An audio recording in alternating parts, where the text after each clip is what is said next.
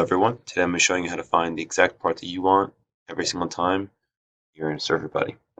So we're working with parts, we know it starts with 102, can't really remember much else. Plug that in, get a long list of options.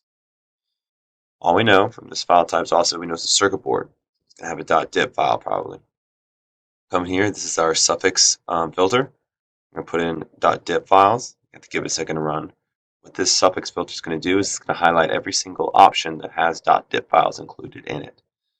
In fact, I'm going to limit down. So you see 111, 111 as whatever .dip file you might need, or 100, 900. So all of these are included into a smaller pool that you can look through.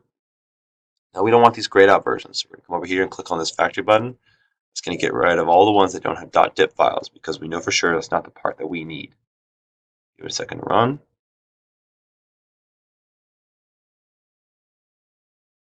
Boom.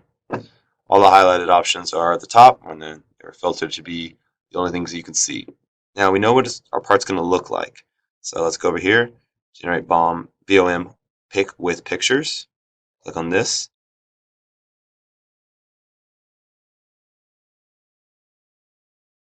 Again, this process may require some patience, but give it a second. And now the entire label pops up, including the image. So we're looking through. This is the one we like. Click on this one. Get all the different files we may need. There's the dip files that we were looking for before. Perfect. Those are the main filters that we can use to find whichever part we want using limited knowledge and narrowing down our options.